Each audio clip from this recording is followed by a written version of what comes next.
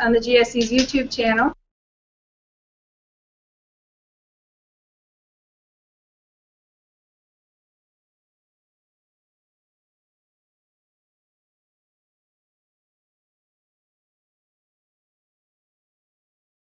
Pleasure to introduce today Dr. Carolyn Sattin Bajaj. She's coming to us from Seton Hall University. Her research explores the relationships among education policy, immigrant families, and equity. She, in particular, examines immigrant families' experiences negotiating school systems across diverse national contexts, and she is interested in questions of educational equity and access. Her work has appeared in a variety of academic journals and popular media outlets, including the Peabody Journal of Education, Journal of School Choice, the Huffington Post, and School Book. And she has a brand new book on high school choice in New York City, Unaccompanied Minors, Immigrant Youth, School Choice, and the Pursuit of Equity, which is out just this past month from Harvard Education Press. Please join me in welcoming Dr. Sattin Bajaj. Thank you so much. I'm so happy to be here, and this is my first book talk. Now that it's actually out, I've talked about this material in a variety of different places, but there's actually a real book that backs it up. So I'm thrilled, and I'm going to try to cover as much as I can, but also without making everyone's head spin, so there'll be plenty of time for questions if I introduce something or talk about the methods of the larger study, but not the findings. So I'm really looking forward to your questions and making sure I get those answered. So, is the keyboard accessible? The title, Unaccompanied Minors, I talk about it that maybe it was a good title, or maybe it was an inopportune time to have chosen a title long before the recent influx of unaccompanied immigrant minors who are going through a very different situation, but meant to evoke the experience that the children of Latin American immigrants that I studied were navigating this high school choice maze really on their own in ways that contradicted what the district imagined or expected to be happening. So the context of the study on which the book is based, that ongoing gaps in achievement and opportunity by class and by racial ethnic background. At the same time, there's been a rising popularity of school choice policies, and school choice, the broad term, can encompass magnet schools, charter schools, inter-district choice, intra-district choice, so inter-district going from one district to another, within a district, not necessarily having to go to a zoned assigned school, charter schools, voucher programs, those are all under the umbrella of school choice. Then the rapid growth of Latino immigrant origin student population in the U.S. schools, and at the same time limited research on the variable of nativity, and parental nativity in particular, in relationship to school choice. So there is a large body of literature about how parents of different socioeconomic backgrounds engage with, respond to, participate in or not school choice. There's some look at racial ethnic differences, and often race and class we know are conflated, but immigration and immigrant status, nativity have not really been examined explicitly as it relates to how and why and whether people participate in school choice. A bullet that I don't have there is, interestingly, students are almost absent from much of the school choice literature. It's been almost exclusively focused on parents, because a lot of choices happened at the elementary school level, or sort of middle-class normative ideas of the relationship between parents and children's education is that if you're a middle schooler or below, your parents are making these decisions, when in fact, what I've learned through my research and others, that in certain cultures, in certain families, in certain communities, that's not how education decisions are made. So this study also tried to put a spotlight on the youth, their role, their perspectives, their behaviors, their activities as it relates to choice. Immigrant origin students are the fastest growing segment of the school-age population, and by immigrant origin, that means living in a household where at least one parent is not U.S. born. Approximately 30% of children will live in immigrant-led households, again, at least one parent. By 2018, according to NCES data, 2/3 of the children of immigrants are from Latin America.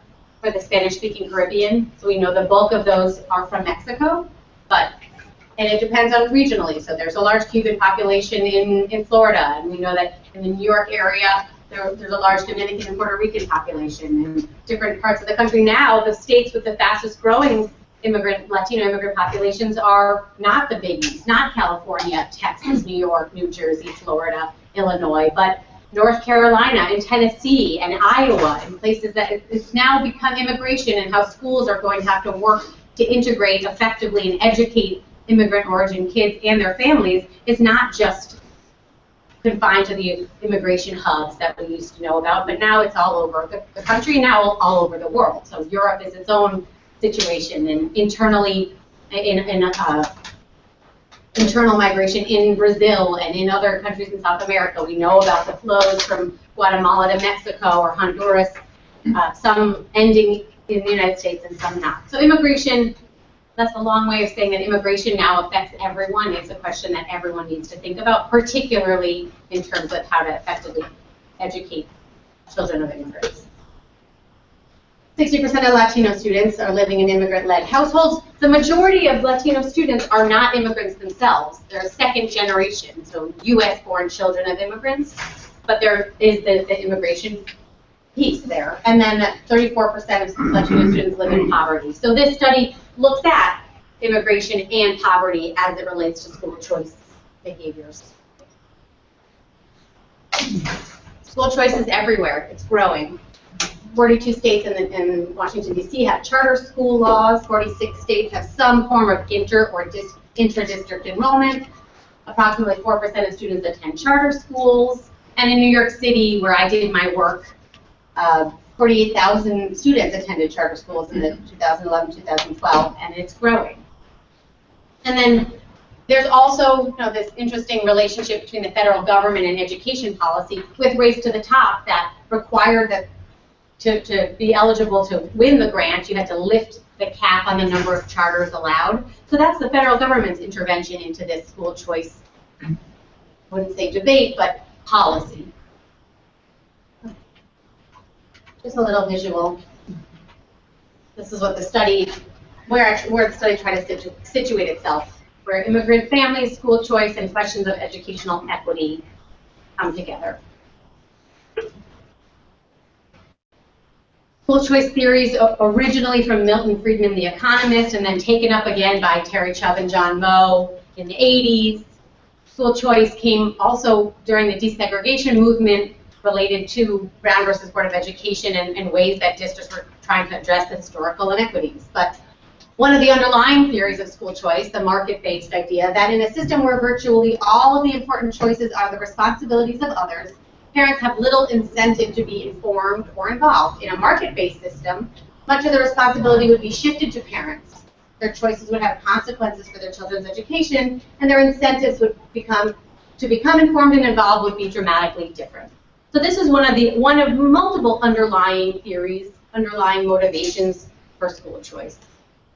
In New York City, this is how they publicly, officially describe their commitment to school choice and high school choice. And I promise you will know what I mean in New York City. I'm going to get into the nitty-gritty. That the high school admissions process is centered on two principles, equity and choice. The student-driven process enables students to rank schools and programs in an order that accurately reflects their preferences. The Department of Education conducts workshops and fairs to help parents and students learn about the admissions process and make informed choices. So my study was really interested in the equity piece of this. So choice, parents and students have an opportunity to go to any school in the city. You're not assigned to your neighborhood school automatically. But what does it take to be able to identify appropriate, accessible, quality schools? There we go, the research questions. What does it take for students and families to access high-quality education through choice? How do low-income Latino immigrant origin students and their families engage in high school choice in New York City? What, if any, expectations of parents and students' knowledge, behavior, and resources are embedded in the high school choice policy? And what structures and outreach practices are in place and resources allocated to facilitate high school choice? All right, here we go. New York City, by the numbers. So the policy it's a controlled choice policy. mandatory choice. Every rising 8th grader who wants to attend public high school in New York City must submit an application. And the application, it's not like college applications. Every student receives a pre-populated form with your address, your 7th grade final grades in ELA and math, your standardized test scores, and your attendance rates, because those are some criteria that determine your eligibility for certain types of schools. You have a place to list 12 options, and you get a high school directory the size of a phone book with 700 options to look through and to determine what interests you, what you might be eligible for, how far it is, what sports, what activities. So there are 400 schools about, and within some schools have multiple programs. So there could be a program, a humanities program that has its own admissions criteria. In one school there might be a program that you don't have to do anything, you don't have to have minimum grades, you just have to put it in on your list. And then if they pick you, they pick you, or if it's a lottery. There's might be another program, a screened program, where to be considered you have to have a 90 average at your final 7th grade math and English. And you have to have above proficiency, 3 or 4 on the state standardized tests to be considered. And there could be many, and then we'll go through. But 700 programs, and then specialized high schools. Some people might be familiar with Stuyvesant High School or the Brock Science, that require just one standardized exam. On one day, you take an exam, and based on those scores, there are cutoffs, and you rank which schools you want from that separate list, and you get admitted or you don't. And those get an inordinate amount of attention, given that they serve such a small number of students comparatively, because they're historically seen as some of the best schools in the country. And now there are legal battles. The NAACP and other organizations are suing the city because increasingly the percentage of Black and Latino students who get admitted has gone down over time, because it is all based on a test score. So this is the availability of the supply of schools. In 2011, 38.3% of schools had graduation rates of 75 or higher. Now, since 2012, there are new requirements. There used to be 2 different types of diplomas. A Regents diploma, if you take more Regents exams. Actually, are you from New York City? Okay. You probably know more than I do. And local diplomas. Now everyone has to meet the higher standards of getting a Regents diploma. So applying those standards, only 20% of schools with graduating classes in 2007 had graduation rates of 75% or higher. And then the last bullet, it talks about that specialized population. That only 12% of Black and Latino 8th graders were among the 5,200 students admitted to those 8 specialized schools, when they comprise 70% of the population students in the city. So there's an imbalance there. Okay. Choice process, mandatory controlled plan, choice plan. You can rank up to 12 choices. You receive 1 high school match. So that it has been changed time. In 2004, there was a big revision. It used to be more like the college process where you got multiple offers, and there was a lot more control at the school level of principals fighting for you and lobbying and saying, you better pick me. Now, supposedly it's a little bit more transparent and less wiggle room for people to do not above board things to get the kids they want or to not take kids. So it's modeled after the U.S. medical residency matching program, where you rank what you want and the schools rank students, and they can't see where students rank them. And some schools can look at your grades and consider that other schools don't. There are 6 selection methods that I'll quickly go over, and then 3 different rounds of decisions. But ideally, you get a match in the first round, because if you don't get a match, then there's fewer schools to choose from. And generally, the schools that are left are the ones that are less desirable. This is sort of what it looks like. My colleague Sean Corcoran at NYU gave that, just so you can see how clear, how straightforward this process might be. So in the fall, hopefully before you get the directory, that big phone book, There are high school choice fairs that high schools set up booths, and you can go and find out a little bit more information. You can take a specialized exam. In December, you must submit your application. Then you get your results usually in March. If you don't get matched, you go to a supplementary round. After that, you might do an appeal if you don't like your choice, but there are very limited conditions where your appeal will be granted. So how did I try to wrap my arms around this process and study it from the perspective of the experiences of low-income children of Latin American immigrants? It was primarily... I just have one question. I've done a lot of work in New York City. New York City still gives schools a report card grade like A, B, C, D? Well, Carmen Farina now is eliminating that moving forward. So, but during the time of the study... Last year they were still doing that. Right. Mm-hmm. Okay. And that in some years they did include the progress report grade in the directory, in other years they didn't. There's been a lot of debate of how valuable or how accurate that grade was. Okay.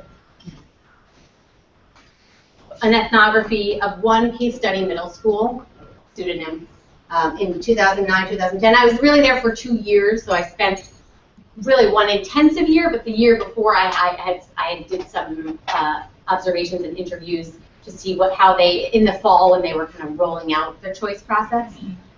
The school was theoretically representative of the types of schools of the population I was interested in generally attend. So high poverty, high concentration of students of color. It was a CINI school, so that's it hadn't met AYP for 3 years. 37.9% of the students were English language learners, which was much larger than the citywide average. And that was the demographic. I can spend a lot of time or little time on methods. Maybe I'll go through quickly and then get to the findings, and if you want to talk more about what I did, we can do that on the back end. And Carolyn, anything we warnings? Or advise. Ethnography, about 400 hours over the course of 2 years. I conducted interviews with 46 students, and I do have the breakdown of my sampling matrix for student interviews and parents, because I think it's important that you understand who I was trying to speak to and why. The book does not include data on the survey. I have that in a separate article, but I did do a survey of almost 500 of the 8th graders at the middle school. I conducted 49 parent interviews. I did interviews with 15 members of the school personnel, with two official interviews with district officials, and I observed a range of citywide informational events related to high school choice, and there's no room for my document analysis. I looked through the directory, and I looked at all of the publications, the publicly available documents created to inform families about choice. So what did the ethnography entail? Shadowing 5 school counselors over the course of this year. What was it like to be the school personnel member responsible for rolling this out? I attended the school-based events. I observed classrooms, lunchrooms, and the main office. I say, and I actually think I write it in my book, that the greatest source of pride for an ethnographer is when people forget that you're an outsider, and by the end of my time there, people would say, "You work here, right?" Or they would ask me for directions, or I was really a member of the school community. And the 400 hours and the many train rides, that was the ultimate payoff, to really feel like I was part of the community there and able to see. I'm teaching a qualitative methods class now, to be able to still maintain some outsider perspective on and trying to understand how the school was implementing this choice policy and working with families, but also understanding the challenges they face. So it could have been easy at the beginning to be highly critical of all the things I think they should have been doing and they weren't. By the end, I could really understand the daily operations of the school and to see the tensions those guidance counselors and the principal were facing. Being a CINI school, having increasingly rigorous standards to meet on exams, but also this really important choice process that students were not getting the supports they clearly needed to make informed choices. I interviewed school personnel, the guidance counselors, the principal and assistant principals, the parent coordinator, and subject area teachers who were repeatedly identified by students as influencing them or helping them with the choice process, even though that was outside of their official duties. So the purposive sample of the 8th graders, who did I want to speak to? So I hypothesized that there were certain student characteristics that would predict variation or in their experiences, approaches to choice. So that's a lot of information up there, but the key dimensions of difference were, I thought if you were the first child in your family to go through this process, that might be different than if you had an older sibling or a cousin or someone who you identified in your immediate family who had gone through high school choice. I looked at differences by immigrant generation, being a first generation, an immigrant student yourself versus a U.S.-born child of immigrants, second generation. I also had a small comparison group of the African American students in the school, or third generation, children of U.S. born. So there were a few Puerto Rican students who fit in that category. And then the middle school I did my work in was interesting and special in that it had a magnet gifted and talented program. So that was students who were not in the catchment area. They weren't zoned for that school, but they had IQ scores on a test in 5th grade that qualified them for this special enriched program that really had nothing to do with the rest of the school. And those were mostly middle class, second generation children of Asian immigrants, East and South Asian immigrants. So there were Chinese and Korean and Bangladeshi and Pakistani and Indian students in this one class of 25 kids. And you'll see later I'm going to focus on the differences in their experiences, because we could control for the school supports they received. They were all at the same school. What did their outcomes look like? And then high-performing and low-performing students. And then the sample of parents also included, which I'm not going to spend too much time talking about here, there's just too much to cover, but did include the implicit comparison always, at least for me in this case, was a middle class and upper middle class parenting and parent approaches to this process. And in New York City, there is such a wide range of the challenge for New York City officials is they want to keep middle class families in the schools.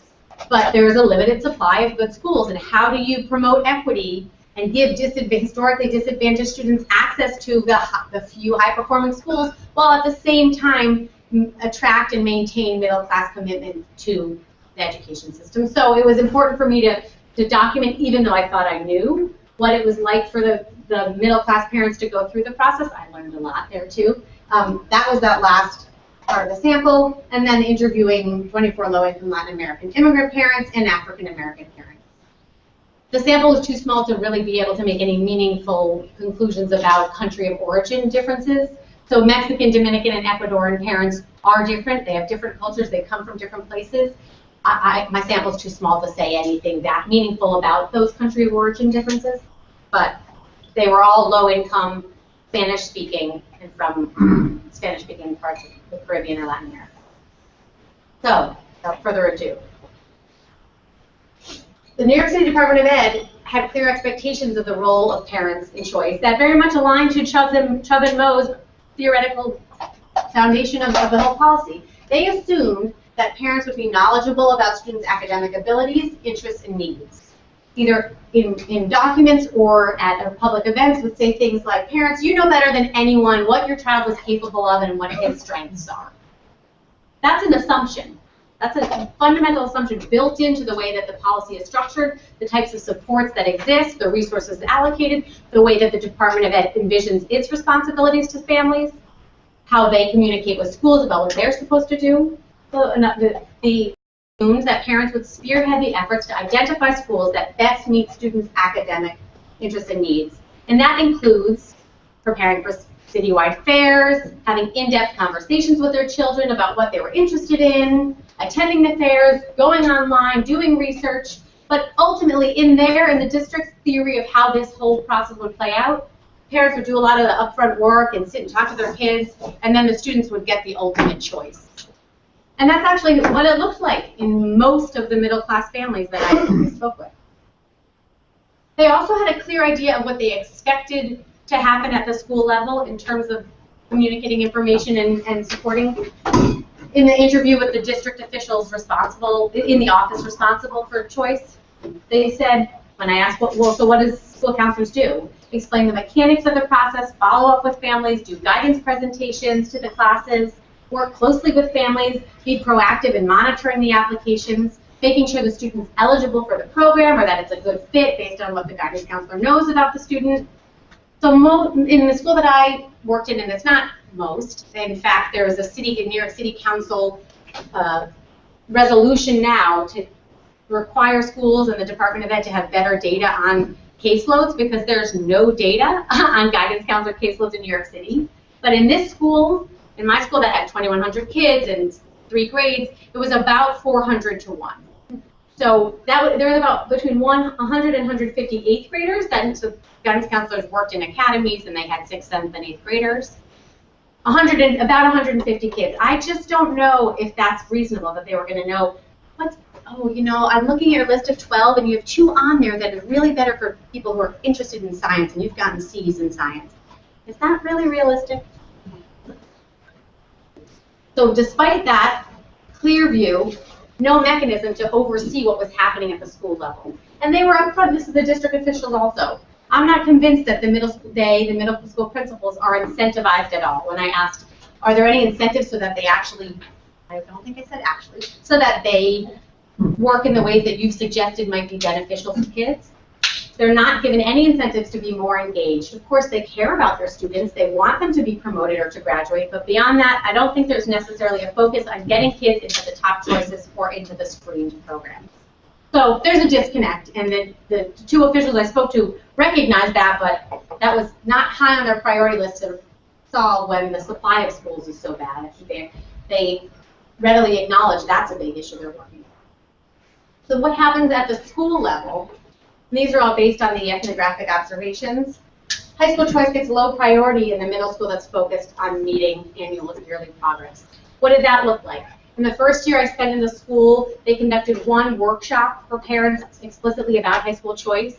It had about 200 parents come. There was simultaneous translation in Spanish and English because there was a bilingual guidance counselor. And they had a PowerPoint that had information, and it was well attended. And for that, my first year, I thought, oh, that's interesting. And I spent time in a few other middle schools where it was either much worse attendance, or in one school, they had all the Spanish-speaking parents, they asked them to move to the back of the room, and that was a very powerful sort of symbolic thing. There was no translation, and a parent volunteer was up there kind of making a mess.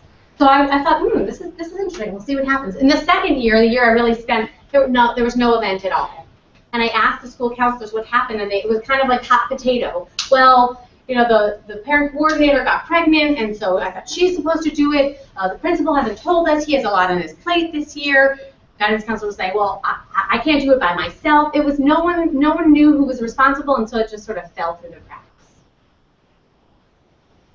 The school counselors are taking cues from the school leadership. If the principal didn't hand down a requirement, we got to do this. We got an event. We need to make this happen. No one, with their list of endless responsibilities, of student intake, of doing mandated counseling with students, of mediation, of discharges. There were a lot of 16-year-old 8th graders who signed themselves out and dropped out of middle school. So this, on the one hand, they understood that choice was an important part of their responsibilities, but it had to sort of wait online. So if there's no fire lit under them, then I'm not going to take the time out to do it. Unfortunate, because these school counselors had really clear ideas of what, in an ideal world, what good supports for kids would look like. So when I asked at the beginning of the year, is there going to be another event? And one counselor said, oh, I'd love to do an event at night where we can meet one-on-one, sort of like parent-teacher conferences, and sit with parents, or do it on a Saturday. And then a few weeks later, when it was getting closer to when the applications were due, that was when, oh, well, no one followed up. I can't do it by myself. So this is the tension that I think spending a year allowed me to see, that it wasn't because they were not hardworking. It's because they're competing priorities, and then you have to do what your principal tells you. Part of the way that the meeting AYP was clear is that although there was no talk about high school choice at the back to school night or other events or parent-teacher night, over and over on the loudspeaker, they would talk about turning in the forms for SES, for Supplementary Education Services at that time. There were Title I kids who qualify for Title I could also get extra free tutoring to help them possibly do better on the standardized test scores. So the principal was very clearly focused on that, and at every event for parents, he would say, turn in your forms. If your kid has 70s, they're not going to pass the test. Turn in your forms. no talk about this big thing's coming. Your child might have a chance to go to a much better school than the one around the corner. That for me was a clear indication of what you're accountable for. Test scores really determines where you focus. So how did the school counselors deal with high school choice? They were really focused on minimizing the demands on their time. So they emphasized over and over that students should look at the location of the school. Because there are some schools that could be 2 hours travel time each day, and if kids didn't look at it and they put it on their list and they got matched, complain and possibly want to do an appeal, and that's even more time for the guidance counselor. They also didn't want their students to go to schools where they would be less disciplined. Okay, well, let me keep going. I have so much to say. So we'll do it this way. What do you see if a student only has a few schools listed on her application? I don't really do that much about it. I'm just happy they got the damn thing in. Because they send the principal, the DOE sends the principal a memo with the names of the kids who don't have applications entered. So that's another problem. They're reacting to accountability there. Oh, I don't know if, okay. I'll see how I can get through this. This is what I learned about students.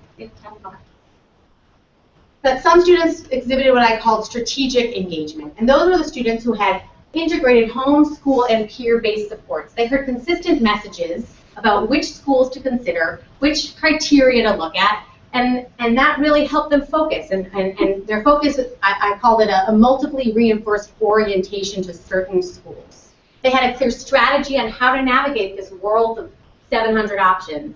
They had an institutional compass, is what and then in the end, well, I'll show you the matching. They were matched. The students who had those supports and that integrated messaging were able to get matched to higher quality schools, where the students without those coordinated supports were much more passively involved. So the Asian, gifted, and talented students were more likely to exhibit the strategic choice behaviors. 84.6% of them were matched to high schools that had an 80% or above four-year graduation rate.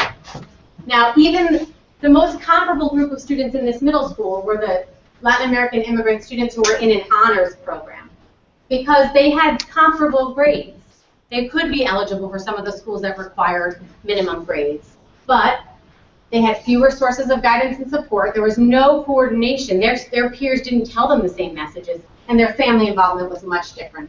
And only 20.7% of those students got matched to high-performing high schools. So this is what it looked like. Differences in the role of peers, school personnel, and family members. Strategic choice those students had multiple information sources. They sought out concrete, instrumental information about the school. They focused on a few set of criteria, mostly academic outcomes, and there was a significant family involvement. Whereas the students who participated in passive choice had only one information source, generally the directory, where for the strategic choosers that was a starting point. They had diffuse, they sort of were unfocused. Some, I'm interested, do they have a football team? Rarely did they look at beyond what grades you need to get in. They didn't look at what the graduation rates were. And there was limited or symbolic involvement of their families. So what is it? What does that mean? A strategic chooser, when I asked about the role of peers, yeah, because when my friends, saw that the requirements has to be 90 to 100, and mostly all of us fell into it, it's because most kids in our class always put X school first. It was apparent. So we had X school and Y school.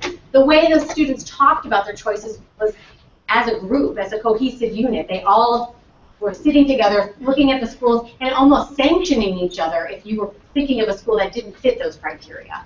Now, the role of peers and this is the high-performing Latino students. We talked about like what schools we go to, if our friends recommended them to us, what schools we chose, how's the criteria, what you want to learn. It was no information that could necessarily concretely push them to a school that is higher performing.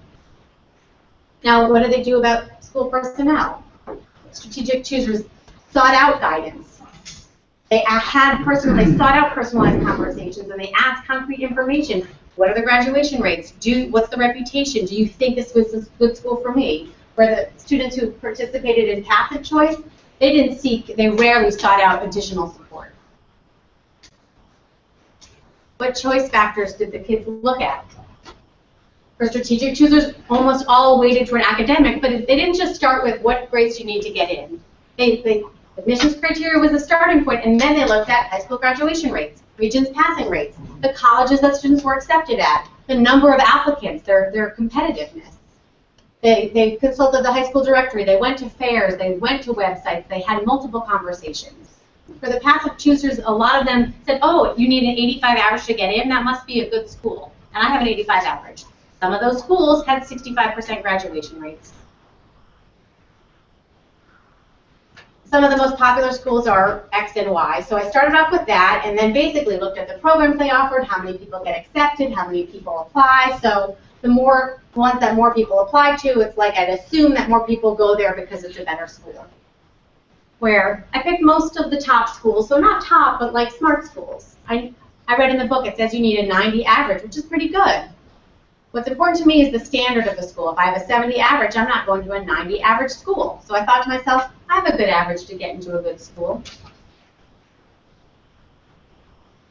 And then significantly different roles of parents. And there's a chapter all about parents. There are other papers, and I can talk more about that at length when we have questions.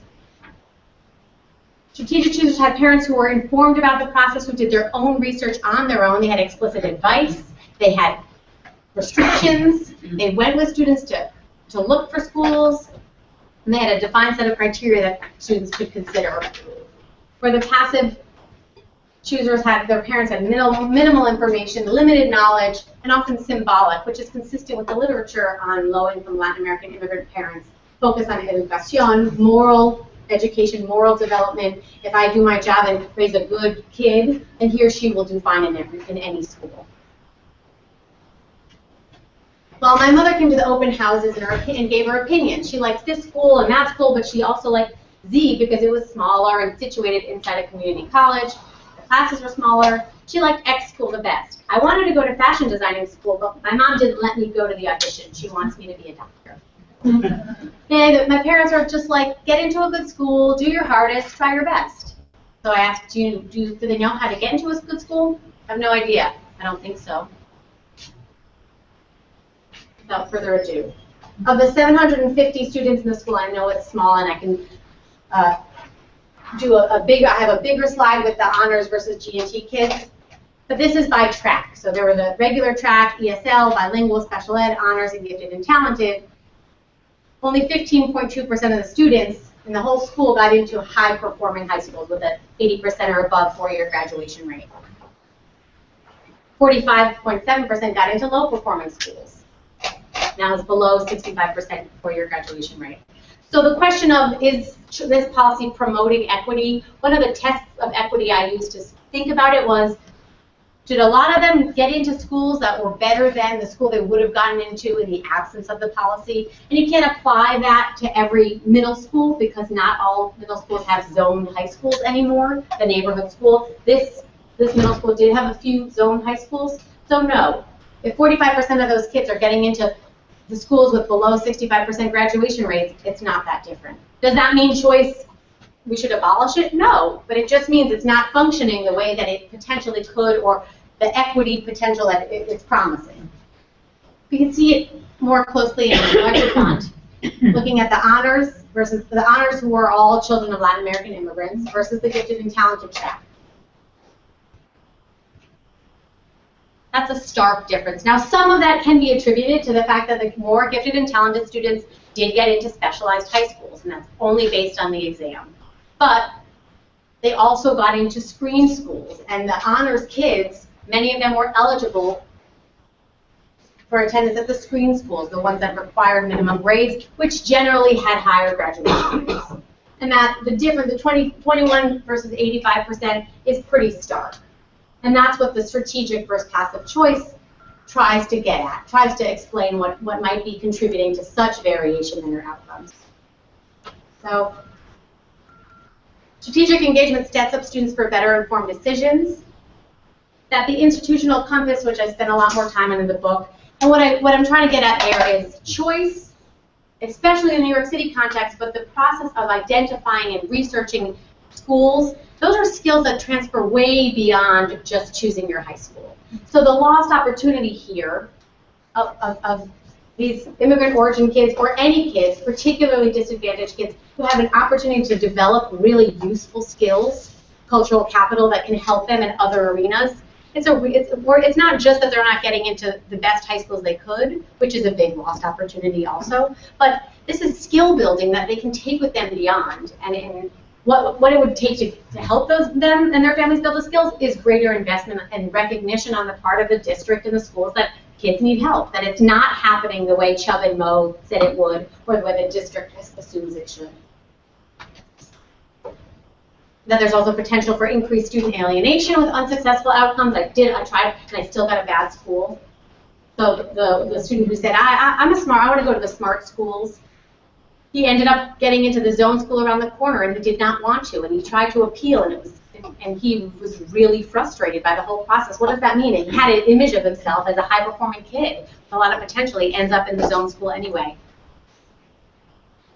And then normative assumptions built into not just this policy. We can think about and analyze so many other education and other policies that are based on normative assumptions, generally middle-class assumptions, in a district that is, again, 70% free lunch and predominantly children of color. Lots of recommendations. The whole conclusion has really step-by-step recommendations for what a district can do, what can happen at the school level, how we can leverage choice. The takeaway is, what can we do to leverage choice to increase equity, to help build skills, and to give disadvantaged students opportunities to education that didn't exist? Did I make my time? Great. Great. Well, I have one more. I should say that the next study that I'd be happy to talk about, the follow-up, is right now I'm working on a pilot intervention study on school choice. So developing with colleagues at NYU, we've developed 2 informational tools that we're testing in 14 schools to see if it changes the choice sets of kids, particularly at the low-performing end. So it's an exciting sort of way to move on to the next level from this one intensive qualitative study to building it out and seeing what can we actually do about this, what kind of low-cost informational interventions might change the ways, change this kind of stuff. Thank you. I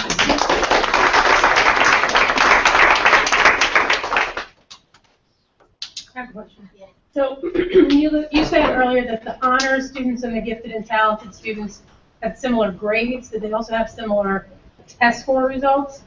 Test scores on standardized tests. Yeah. Yes. And I know that more from self-reporting, but they were the most comparable. The one major difference was specialized high school exams. Many more gifted and talented students took the test and got into some specialized high schools. So in the structure of this middle school, do those students ever have classes together or have opportunities to interact with one another? No.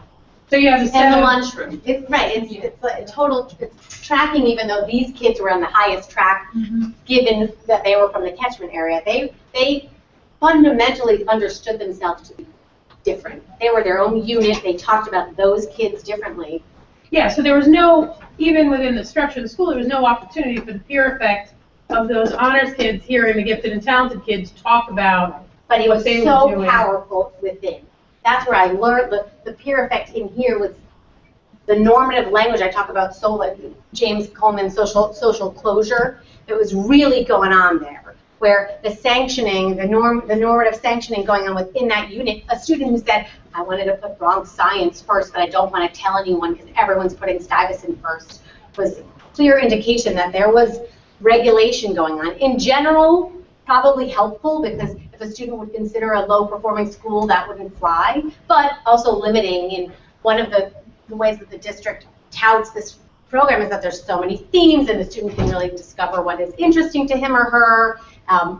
So there were some limits there, but it was really, they talked about it like they were doing it together. They went to events together. One person would meet with a guidance counselor on her lunch break and run back and say, oh, she told me, put down Townsend Harris. That just didn't happen, even within the honor. What did happen, sort of tragically, there was some evidence of peers talking about it. A group of them put one particular school down, and they were thrilled when 6 of them got matched in one school, one of the classes. It was a school that was a screen school. think you needed 80s or something to get in. This was the school that had a 65% graduation rate. So peers were helping each other in theory. Oh, put this school down. They got one of the low performing school. Because in isolation, without the guidance counselor input, without the family input, it just didn't have the tools. Or without more knowledgeable peers, Right. People that know more about the process, there's no way to integrate those two, or the school didn't ever allow them to talk to each other. So my next question, my follow-up question to that was that in terms of the policy, I asked earlier about the school report card. At that time, I know in high schools, part of the school report card in New York City looked at how many kids go to college and what percent go to 2-year and 4-year colleges. This was the second year of the progress report, so I'm not sure how. Okay. So and a whole section, I barely got through a part, but there's a whole part of the book about the information, right? So what is available in printed form in Spanish? What's available only electronically? No, I mean in terms of the accountability of the schools. So the structure, the superstructure of New York City doesn't actually rate the schools, rate middle schools based on the types of high schools that kids get into. And that is exactly one of the recommendations I have at Right. the end, right? How do we not, I was trying to think of a way that middle schools and all schools are under so much accountability pressure. I don't want to add on and say, if you don't do X, Y, Z, you're going to get dinged again. But how do we make investing in choice and informing students and working with families a priority? So one is kind of publicly saying what kind of schools your kids get into, and that might be a public shaming, public encouragement, without the you're going to get closed, you're going to have a principal turnover. It's a hard balance. What I thought you were saying is at the time, the main year of the study, progress report grades were in the high school directory, but graduation rates were not. So you could say, oh, I want the school, at least all kids had an English printed copy of the directory, and if they looked in, there was a progress report grade that was questionable on whether or not an A school was really a high quality school, Right. but they didn't have graduation rates. So then the kids would have to take that extra step and look for it.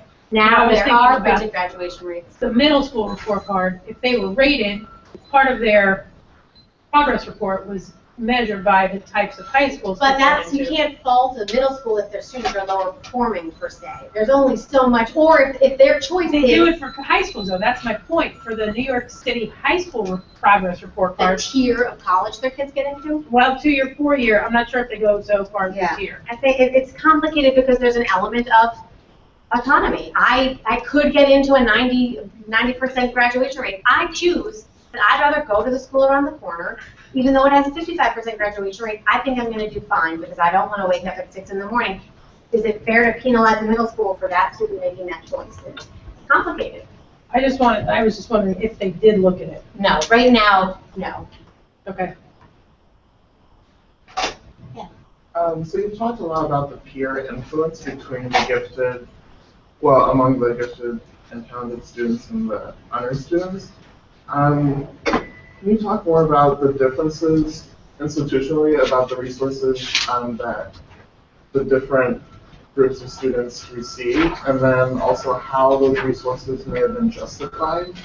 So that was what was interesting in this sort of natural experiment, but there were not significant differences in the institutional resources other than the material covered in class, the enrichment of being in a gifted and talented program.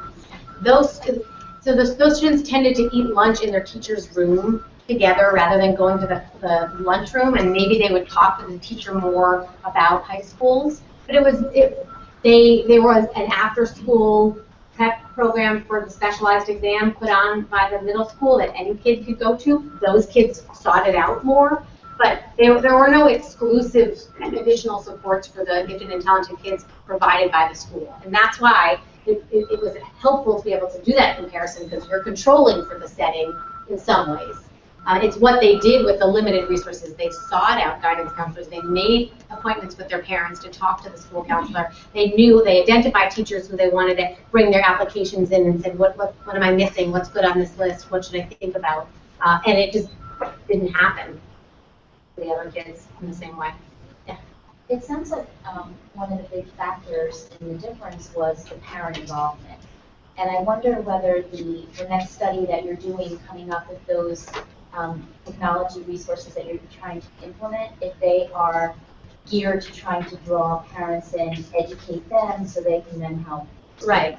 So, again, time constraints limited what I can talk about in terms of the parents. And one thing that I was surprised to learn, and was really revealing, is the extent to it. If the district, or I recommend that the district focus on parent involvement, it's a much more significant lift than just saying you need to know about this. So the literature on Latin American immigrant parents, the concept of educación, which includes both moral and academic learning, has said that parents believe that teachers are the academic experts. Mm-hmm. They're the professionals. So I will leave many of those decisions up to school professionals. I assumed that when I interviewed the immigrant parents, they would tell me, oh, he'll get help at school to make this choice. I'm not so worried about it. And I did not hear that once. There was very little reference to what was happening at school. Instead, when I would ask a question of, what do you think a good school is? Parents would reject the notion of there being good schools and bad schools over and over. There's no such thing as a good school or a bad school. It's the integrantes. It's the kids, the people who make up the school that make a difference. And if I do my job as a parent and I raise a good kid, he or she will do fine anyway. That's really, so it's not just you need to understand how this process works. It's convincing, explaining, showing parents that actually they do need to think about good and bad, at least in this context, because there is a difference if your child attends a 55% graduation rate school and a 95%. So that was really revealing, again, about how fundamentally flawed the assumptions on which this policy are built are. The other extreme, and it's more because it's interesting and sort of provocative, some of what the middle and upper middle class parents told me were at the far end of the spectrum. We're applying to these 5 schools. If we don't get in, we're looking at houses in Long Island, and we're triple mortgaging our apartment and paying for private school. It was, if my kid doesn't get into Wesleyan and goes to SUNY Binghamton, his life will not be in danger. And that was just a totally different perspective. And those people are competing with the others, or with others' kids, for the 38% of schools that have above a 75% four-year graduation rate. So it's tricky to figure out how the districts can meet the needs of such a diverse population while also pursuing equity. Is that realistic? So I have a couple of questions. First, I'm interested, did you interview, of the kids you interviewed, did you also interview their parents? So were they matched, number one? Okay. So, I mean, you also present these as almost like a dichotomy. So there's the strategic kids and there's the passive kids. But it's much more complex than that. I'm wondering if you looked at any outliers and whether you learned something from talking to parents and kids that sort of didn't fit either one of these categories, but and yet some kids got into better performing schools, and if that's a story that might offer some more insight into the school. Mm-hmm. I tried as much as I could to interview the dyads. It was extraordinarily difficult to get immigrant parents to participate in interviews. So the number of times I sort of arrived at a doorstep with my Dunkin' Donuts ready to have a chat, and that word was bad. You know, I did not. So they're crude categories, and not all of the strategic choosers got into the schools they wanted. Mm-hmm. But there were almost no students in the passive group that exhibited any of the other. Maybe they would have one, right? They'd have some idea, oh, I really want to focus on academics, but they didn't know how to get there because they didn't have those other supports. Mm-hmm. There were some of the recent immigrant kids who I didn't talk about enough here, but again are in the book, who almost did better than the honors kids or the second generation kids, the recent immigrants, because they had in some ways fewer options. They heard the teacher say there are international high schools explicitly for recent immigrant kids, or you need to go to the large school with a bilingual program. So for them it was almost easier because they could look just, the whole directory was limited, and they took that and said, okay, the teacher told me what to do. It was not at all personalized to who I am and what I'm interested in and how far along my language skills are, but I wouldn't call that strategic. Maybe they got more personalized information from the schools. I did want to do a follow-up study with they're now seniors in high school, these students, and that, again, it was a question of a follow-up. I invested a lot of time, and it just wasn't possible to track some students down. And one of the big, not pushback, but important questions that has been raised was, don't assume that because one of these honors kids got into this school, he's gonna be in the 50. Maybe he will be in the 55 that does graduate. Maybe he'll do great. The frog pond question, right? Being a big fish in a small pond. And in fact, the high-income parents talked about that as well. That having their kid go to Stuyvesant and be among hundreds of other high-performing kids might be worse for their college chances. Because, in fact, a principal brought people in and said, if you're not in the top 10 or top 15 in their class, forget about the top 5 technical schools, or Caltech and MIT and Harvard. You're not going to get in. So there are a lot of open empirical questions about that. I should not come to the conclusion that all those kids are really worse off. But the idea that going to a school with an 80% four-year graduation rate is probably setting yourself for more success, I think is a reasonable claim to make. Any other questions? Okay, well, thank you very much.